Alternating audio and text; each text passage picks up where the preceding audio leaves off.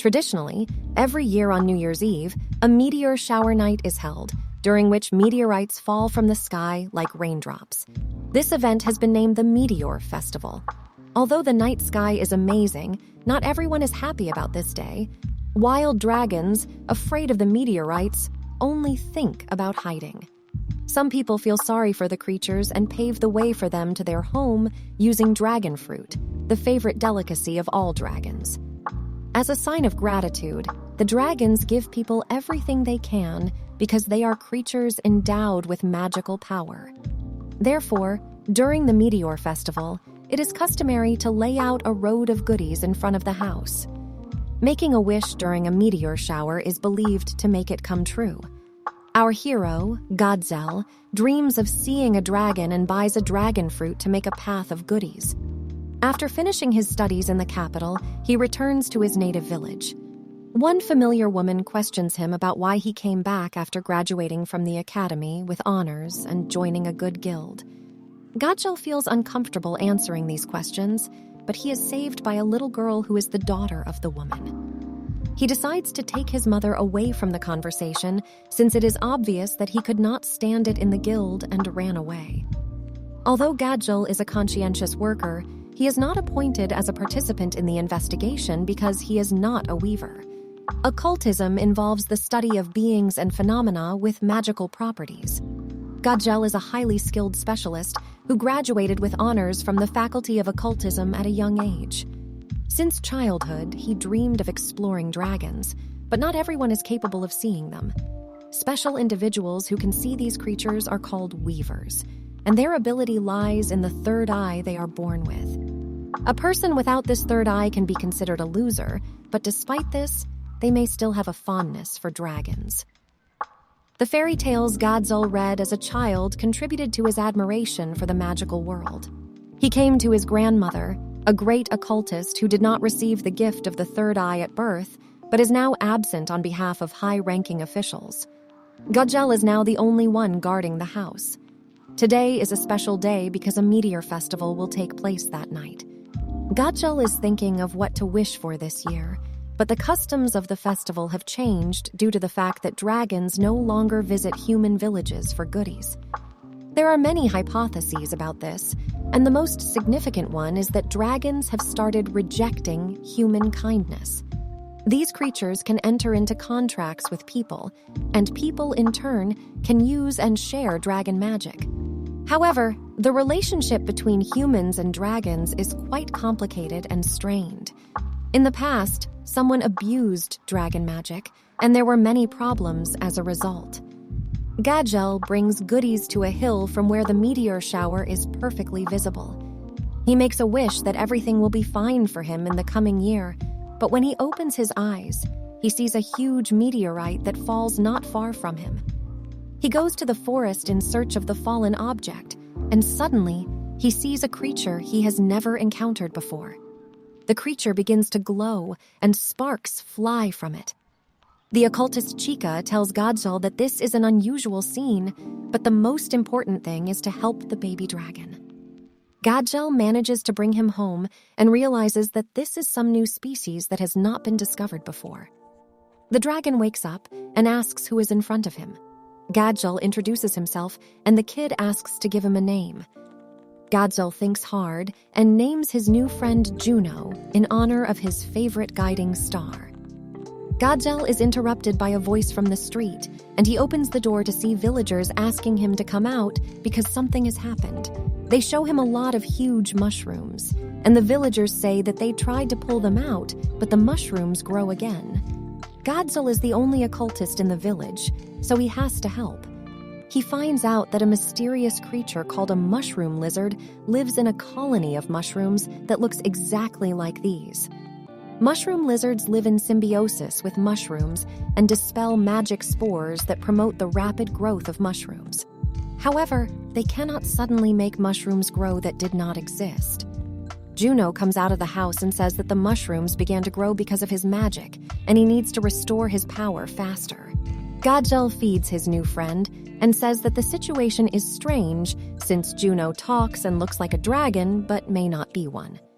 Juno claims that he is a dragon if everything said is true, but Gadzil denies it because only people with innate features called weavers can see such creatures, and he is not one. Thus, he cannot see dragons.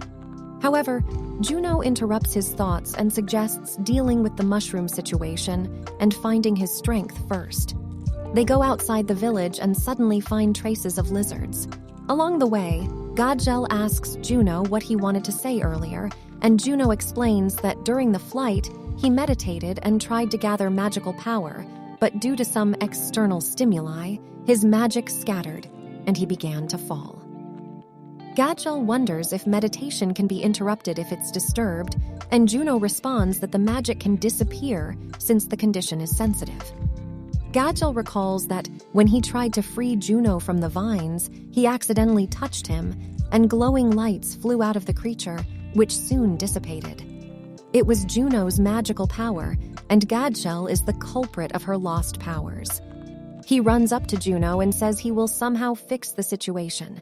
The heroes go to the darkest and wettest place where mushrooms and mushroom lizards thrive. Here, Juno approaches the mushrooms, but they abruptly release spores. Gadzil says that they are not particularly harmful to the body, but can cause severe sneezing. So he puts bandages on himself and Juno. As the heroes search for a way out, Gadzil remembers his past when he studied at the Palax Academy, the largest educational institution in the Gemini Empire. Gadzil had agreed to give an interview to the Academy's newspaper, which was going to release an unusual article about the most unusual student who entered the school. He said that he entered the Academy simply because he loves dragons and magical creatures. Returning to reality, Gadzil discards his thoughts, realizing that he needs to take responsibility for all those mistakes happening due to his past. Suddenly, Juno discovers an unusual mushroom lizard that looks directly at them. The lizard becomes aggressive, and mushrooms suddenly sprouts under their feet. Everything around them suddenly becomes dark, but a light appears next to them, which arose from the remnants of Juno's magic. But there was not much energy left, so Juno wouldn't be able to continue for long. After a while of looking around, the heroes realize that they are trapped in fast-growing mushrooms, as someone else's magic is not suitable for mushroom lizards, as they cannot fully control it.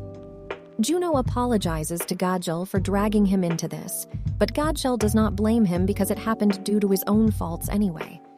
Gadzil comes up with a way to get out of the trap. He remembers that an ordinary creature and a dragon have one key difference, which is that only dragons can make contracts with humans. Thanks to this agreement, dragons can increase their magical power, and a good relationship between them can make that same magic much stronger. If Juno was indeed a dragon, then they could make a contract for Gadzil to borrow his magic power. However, neither of them has ever signed a contract before, but Gadzil read about it once in a book. They come closer to each other when suddenly a mushroom lizard notices a glow, and all the mushrooms in the proximity explode from the glow from a young dragon and the young hero, who made a contract with each other and linked their lives. The way to conclude a contract with a dragon turns out to be not difficult. All they have to do is touch their foreheads, focus their minds, and tie the magic threads that the dragon gives to their bodies. If the contract is successful, it will be finalized.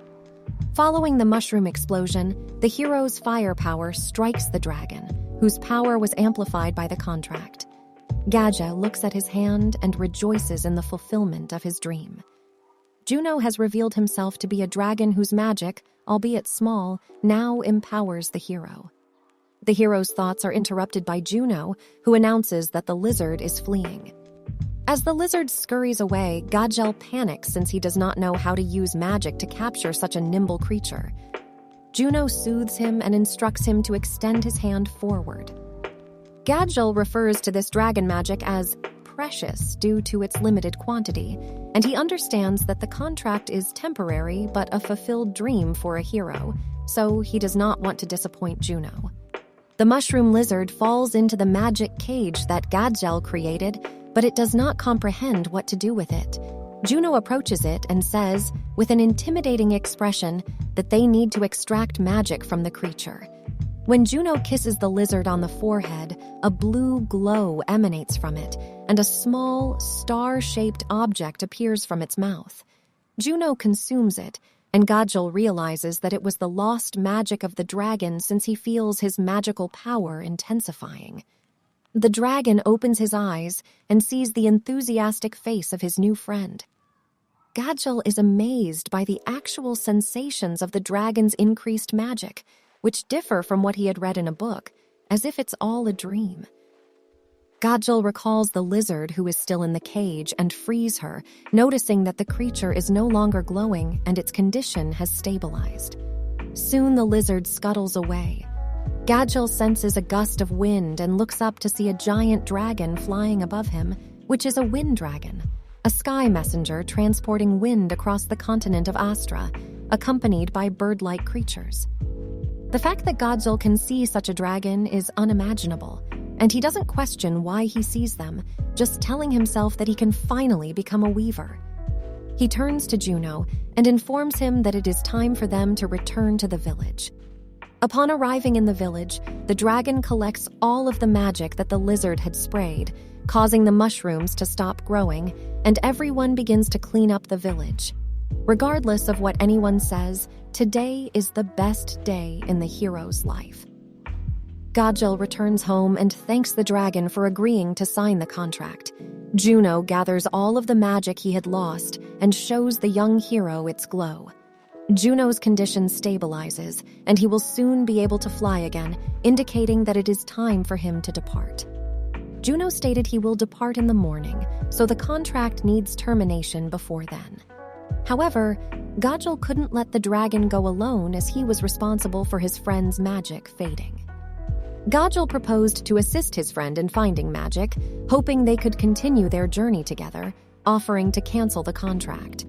The dragon appeared puzzled, and the young man panicked, given they only met earlier today. Suddenly, Juno agreed, stating there was nothing wrong with flying together.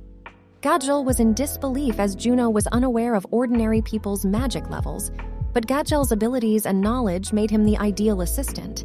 Gajal claimed he had no compensation to offer, but before he could finish, the dragon noticed the young man's tearful face. Gajal exclaimed he would do his best and rushed to prepare for the journey. He then summoned Pin, a small brown lump that rolled out in front of Juno, introducing the dragon to his pet. Pin was a mysterious creature with round, bird-shaped ears that resonated magical power, enabling communication with other birds from afar. Gajal demonstrated Pin's power, and the heroes could hear someone's voice as the bird's eyes lit up. Gajal spoke to his teacher, stating he had become a weaver and now saw dragons. The teacher didn't believe him and told him to wake up. Then the communication ceased. Gajal gathered his belongings and instructed Juno to rest. The next day, Gajal bade his friend goodbye and set off on the trip. The girl noticed that he had become happy after returning to the village, but she didn't know why. Meanwhile, an unknown person had absorbed a magic star brought to him by a raven. Gajal's journey aimed to locate Juno's powers, and the weather seemed to foreshadow something good. Suddenly, a downpour started, and there was only one raincoat, but the dragon offered it to the young hero. They headed towards the Archer's Garden, the most prosperous region on the Astra continent. Gajal often visited the area as a child, and a very wise elder lived in the Garden of Rays who might know something about the location of luminous beings or stars. Gajal intended to show Juno the beautiful flowers, but they were dead. He observed that something was wrong with the atmosphere, but their primary objective was to recover Juno's magic and take him back home. Later, an elder recognized Gajal and invited them into his hut to talk about glowing creatures and stars. The elder said he would verify with the guards. Juno didn't understand the owner of the house, and the elder replied that he belonged to the Loach family, who differed from humans in appearance. If an elder was a weaver, they could see dragons only if they had certain characteristics. Their conversation was interrupted by a glowing butterfly, which informed them that a certain speaker wished to see a young man and a dragon. Gajal explained to Juno that Spica was a dragon that lived in the Archer's Garden. She was at the highest level among dragons, as a spring dragon, judging by their hierarchy. Since Gadgel became a weaver, he could finally see the speaker. They arrived at a huge bud, and the elder turned to the dragon and stated that he brought them as she requested. Suddenly, the bud blossomed, and a massive dragon appeared. She realized Gadzel now saw her and introduced herself as Spica, the spring dragon, the patronus of lights. The dragon noticed Juno and worshipped him, stating it was a great honor to meet the mist dragon. Dragons undergo 3 stages of development. The first stage is a small organism, the second stage is an adult animal with a reproductive system, and the third and final stage is a supreme dragon, which are dragons who have become the heads and received the highest magic. Gadgel is overjoyed as he sees the supreme dragon, a great being in its last stage. Spica notices a mark on the young man's hand and realizes that they have concluded a contract. She understands that Gadgel is a good companion because he loves dragons very much. She is calm because the hero has good intentions of helping the misty dragon cope with his difficulties and return him home. The spring dragon also warns Juno that if the mist dragon doesn't return to heaven, then the world could be destroyed. Gadgel does not understand why the world could collapse, but Spica tells him that they have recently encountered something strange, such as an unusual climatic environment or withering flowers. In a place where spring always reigns, that is, in the archer's garden, flowers cannot wither. It's all because Juno is on the ground, the star that governs the world order. When the one who governs the stars disappears from there, the world laws change. This means that Gadgel can stop being a weaver and return to normal life if he helps Juno return home. Spica says that weavers are born, not made, and everyone knows this law. The fact that Gadgel can see and understand dragons is a consequence of the fact that Juno disappeared from the sky. Although he was happy to see the dragons, everything will return to its place if the mist dragon returns. The hero realizes that he will not be able to hold on to Juno, but he agrees to help him return. He tells all this to his grandmother, and she laughs in response. Gadgel understands that it makes no sense for a great being like Spica to lie to him. When feelings in the relationship between a dragon and a human reach a peak, there is no point in lying to the supreme dragon. However, the hero's grandmother says that super intelligences usually do not lie, but there are also vile representatives of this kind in the world. What Spica said is true. She is now on autumn land where the situation has changed dramatically. She also hopes that her grandson did not make a contract with the dragon just by looking into its eyes, because then it's not a very good contractual relationship. After talking with his grandmother, the hero returns to Juno and the elder. He says he won't be able to stay a weaver forever. After his words, the elder hugs the young man tightly and wishes him to take care of himself. Finally, the heroes hit the road where Spica told them to go to the Golden Beach to find a damned girl. Marigold County has been plagued with the Golden Curse for centuries, causing countless children with the curse of a short life to be born one after another into the Marigold family. These cursed children have golden eyes and hair, which is why they are called golden children. The Golden Curse was put on Marigold County by one dragon 500 years ago, and ever since, it has continued to plague the family. The Golden Children have a completely different perception of magic compared to ordinary people, and they have a weak body that makes them more susceptible to illness. Rumors have circulated for years about a young girl from the Marigold family, born with the curse of a short life, who suddenly recovered. This news came from the Dragon of Spring Flowers and could be useful when searching for magical items. It has given hope to the Marigold family that the curse may one day be lifted. The search for a cure has been long and arduous, and the Marigold family has been desperate to find a way to break the curse that has haunted them for generations. Count Marigold had sent the Golden Children to his mansion near the Gold Coast, where he claimed he would cure them. However, it was all in vain. The mansion became a place of death for the cursed children, and the curse continued to spread through the family.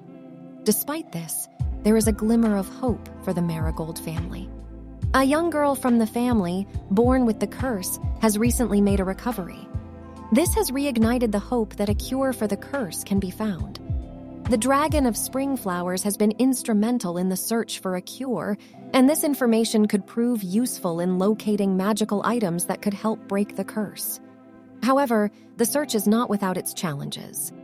The Astra continent is almost entirely covered in clouds, and the map has been known to get wet due to the rain, making navigation difficult.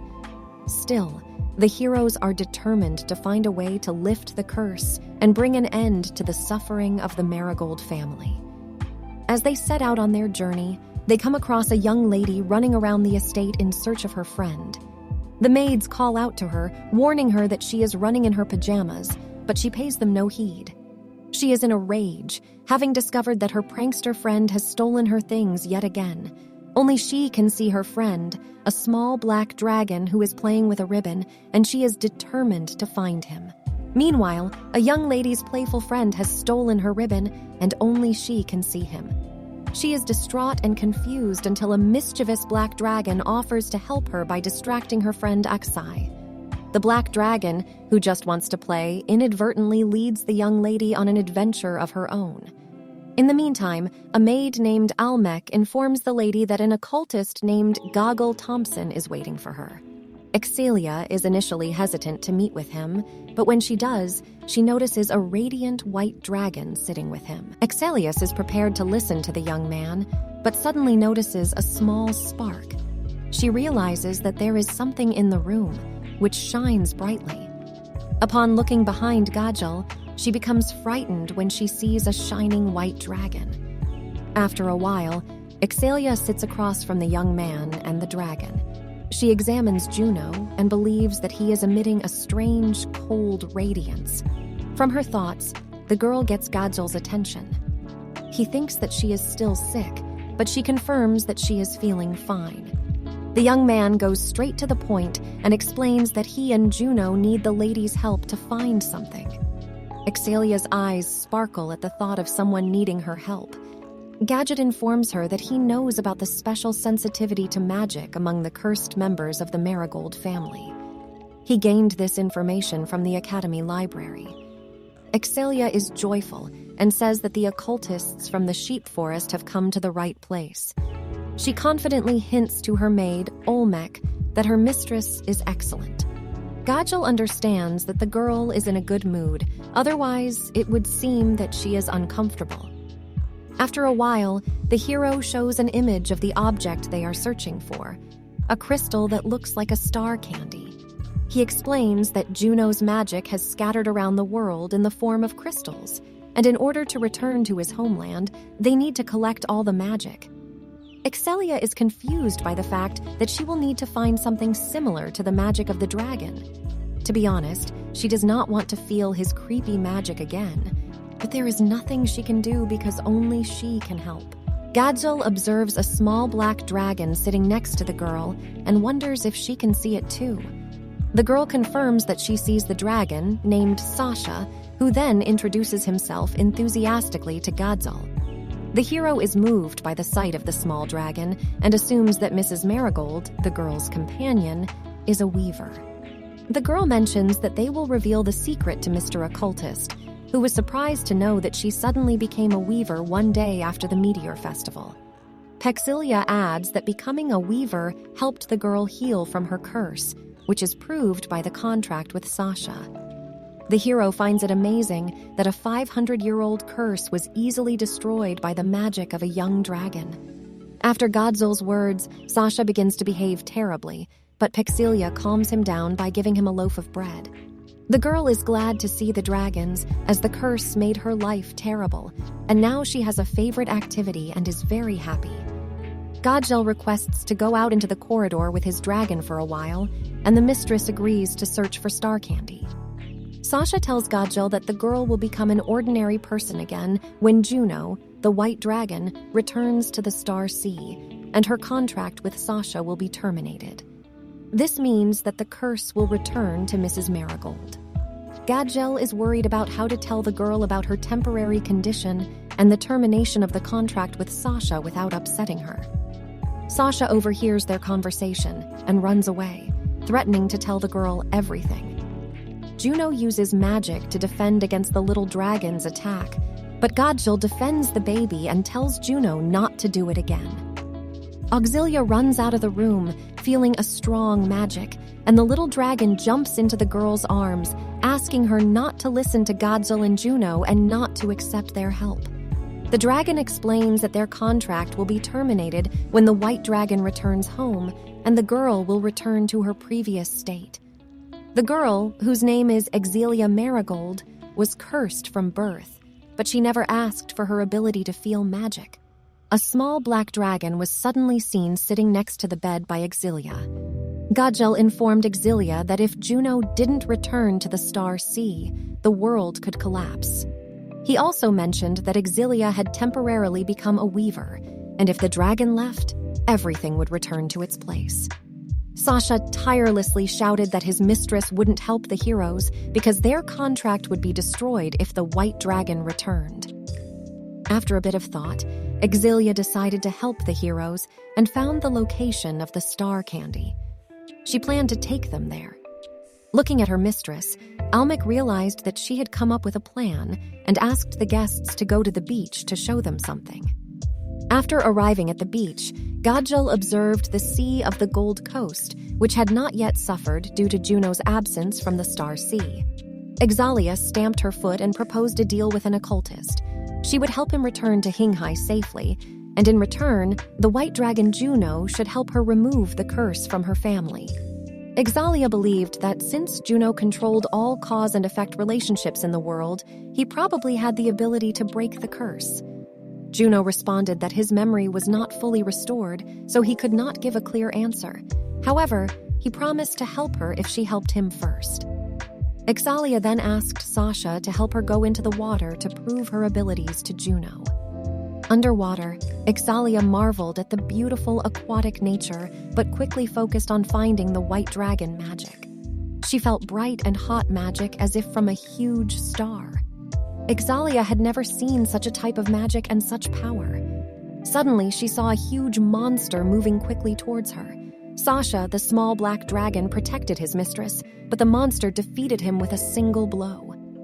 Exilia is astonished at Sasha's claim of being a powerful dragon, only to be defeated by a single fin blow.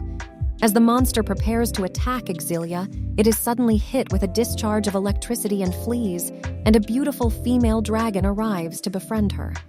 The dragon mentions encountering strange creatures today, and a man has now arrived in the area. Godzilla, Juno, and Olmec sit on the beach, waiting for Exilia, with Godzilla wondering if his friend is upset because he has been silent since Exilia's departure. Olmec asks about Godzilla's well-being, as he suddenly turned pale, but he insists he is fine.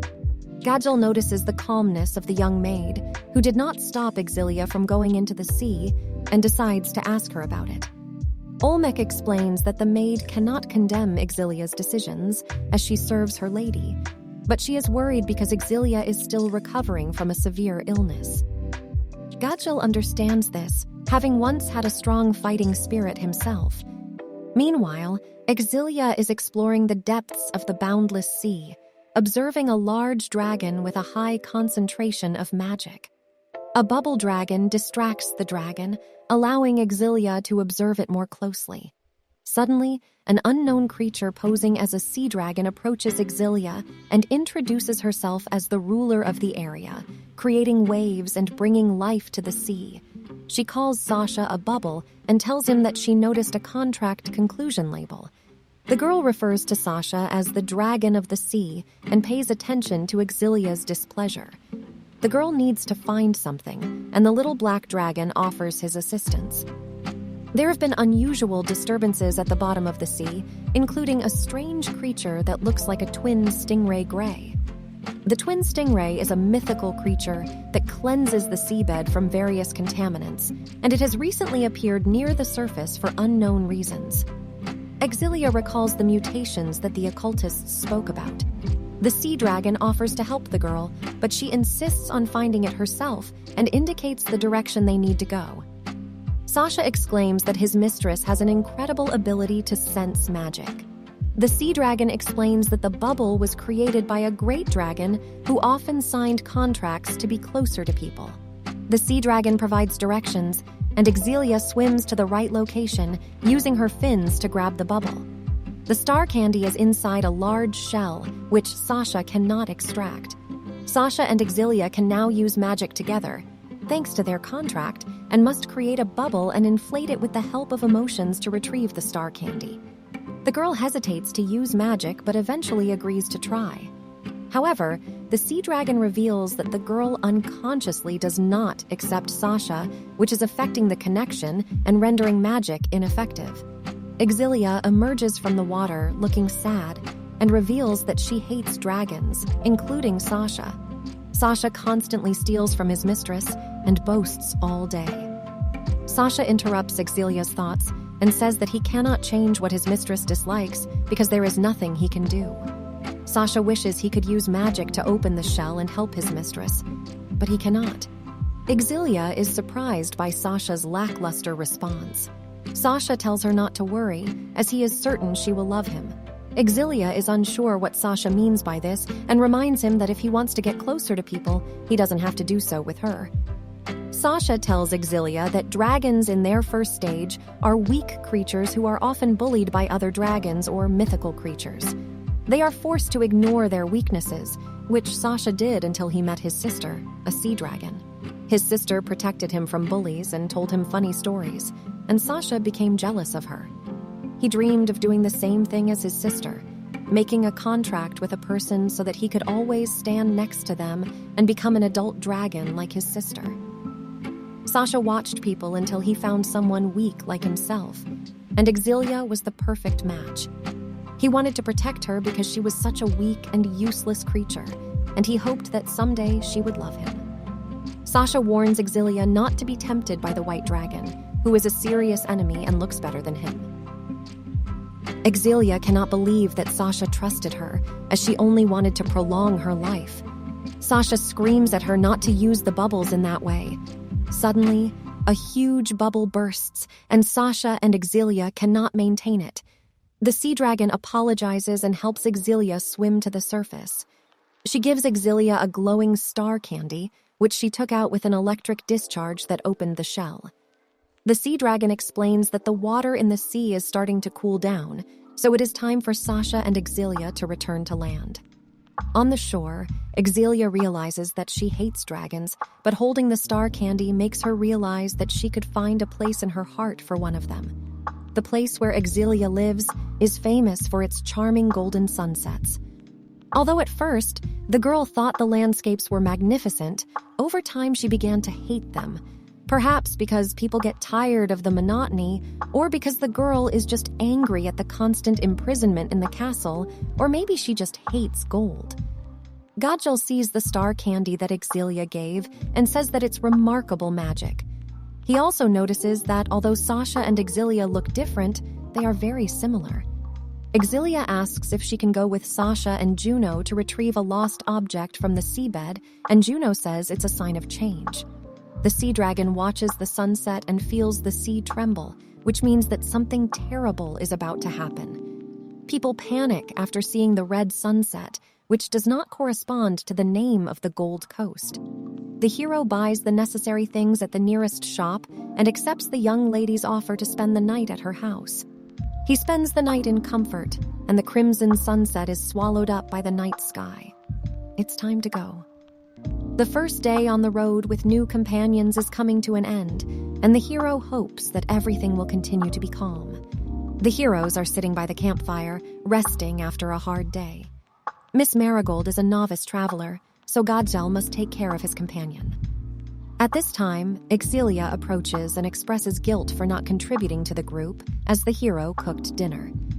Godzell remembers that his comrades from the academy always looked after him since he was the youngest, and now it's his turn to care for his companion. Suddenly, Exilia starts a conversation and asks the hero his age.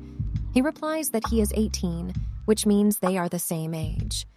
The girl suggests they communicate informally, but the young man is embarrassed because she is the daughter of Count Marigold. She then suggests calling herself Excite because her full name sounds old-fashioned. She also notes that the young man communicates with the dragon at ease, but is under a contract that makes the dragon his companion. The girl notices that saying this, the hero is glowing with happiness. Godgel agrees with her because who wouldn't love dragons? He even entered the academy to learn more about them.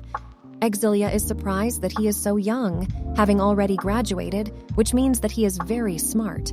In fact, he graduated earlier because he is not a weaver and cannot participate in research activities. Then, Axe finds out that he has also suddenly become a weaver and signed a contract with Juno. However, he is probably wasting his strength. But the young man is sure that he should help, because if Juno does not return to the Star Sea, then the world will come to an end. The girl jokes that the young man will not get any benefit from this, and that the dragon is manipulating him. The young man tries to talk himself out of it, but suddenly jumps up, saying that he urgently needs to move away. While Juno and Godgel are gone, Exilia becomes restless and says that when she is full, she can't feel anything and wants to sleep. Suddenly, she looks at her suitcase and takes out the sleeping bag that Almac put in it, which is made from a giant satin boa constrictor, so the temperature in it can be adjusted. Suddenly, some kind of monster appears, which scares Excite, but it turns out to be Godgel. He was leaving to bring an unknown plant for Exilia. After stretching it, the girl lies down and feels a very soft bed. Godgel says that he found some fluffy bushes that grow next to the sunny forest. Because of their texture and shape, the forest was named the Sunny Forest. The girl says that he does not need to look for such things and that he does not need to take care of her every day because she will get used to such a routine since she chose this path herself. She will have to be patient, but she thanks the hero anyway and wishes him a good night. The next morning, the girl wakes up and realizes that she woke up too soon because Godgel is still asleep. Suddenly, she notices a couple of worms next to her head and starts screaming, thereby waking everyone up. Godgel, in a panic, tries to pull out all the worms, oppressing himself that he did not check anything in advance. Juno says that these two still have a long way to go. When everyone has already woken up, Exilia tries to concentrate and feel the magic of Juno. When Godgel asks if everything is working out for her, the girl begins to resent that nothing is working out for her. The hero attempted to calm down the young lady. Eventually, they realized that the team wasn't successful, and luck wasn't on their side yet. Godgel, looking at the map, announced that they had already searched the entire forest of archers, but found nothing. The young man inspected the map and realized that they had explored many places. The elder from the Archer's Garden and the dragon haven't contacted the heroes yet, indicating that there are no more star candies in the Springlands. The young man proposed that everyone go to the garden to the north of them and see the star candies there. However, if they don't find them there, they'll have to go somewhere else. Exilia became impatient to visit new places, so she halted the hero to shake off the dirt from her clothes. The hero thought that although the girl had no traveling experience, she quickly joined this entertaining and rather challenging process. He believed that she would soon adapt to it. While walking through the beautiful green forest, Godgel observed numerous cuts on tree trunks. Even Exilia noticed this because she said that all the trees were cut with something sharp. There may have been a fight, but the hero denied this theory since it seemed to him that someone specifically marked this territory. But who? Suddenly, Exilia was startled, and she screamed for Godgel to turn around. He looked at Exilia, who shouted that something was behind him. Suddenly, something engulfed the hero.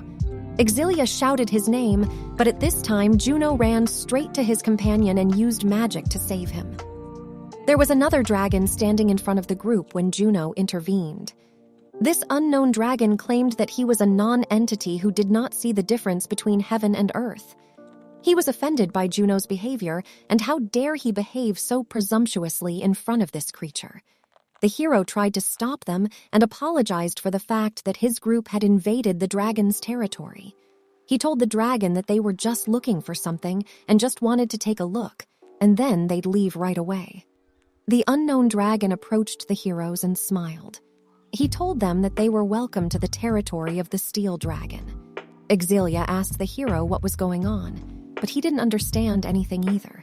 The fact is that mushroom lizards were dancing in front of them. The steel dragon claimed that he was extremely lucky today because he met 2 weavers at once in one day. He invited them to enjoy the performances that the mushroom lizards arranged. The hero tried to ask the dragon what kind of mushroom lizards they were and what they did, but the creature replied that they were his squires. The fact is that the dragon helped to get rid of uninvited guests, so this was considered a win-win option. Then he began to discuss what the heroes said earlier, namely about the beautiful star candies. He also said that he had better things and offered to take all the jewelry that they had. Gudja looked at the gold and said that it would be needed for travel expenses. However, he didn't understand how it was possible to give away such things just like that. Here, the hero looked at Exilia, who somehow looked sad. He turned her away from the steel dragon and asked her to make her face simpler as it was necessary to look as friendly as possible. The girl began to speak, and she wanted to talk about it for a long time. The fact was that it seemed to her that the steel dragon was very repulsive.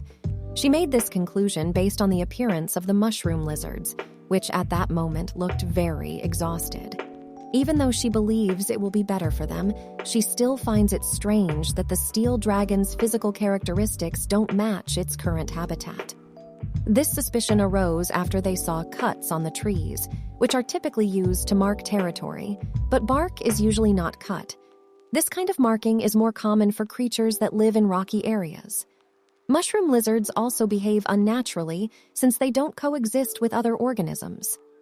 The hero suggests that perhaps the steel dragon just loves people, but the situation still seems strange to the girl. The heroes can't see the star candy yet, so they continue on their journey. The girl is relieved to hear something reasonable from the hero.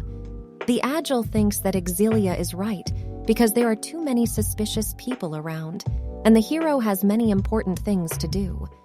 However, he doubts the steel dragon's good intentions and feels guilty. The Dragon Grand looks like he is up to something bad as he watches the hero and the girl. Thank you for watching Top Manhwa Recaps. If you enjoyed this recap, please watch this recap next. And if you want to enjoy even more recaps, please subscribe to the channel and hit the bell. Thank you.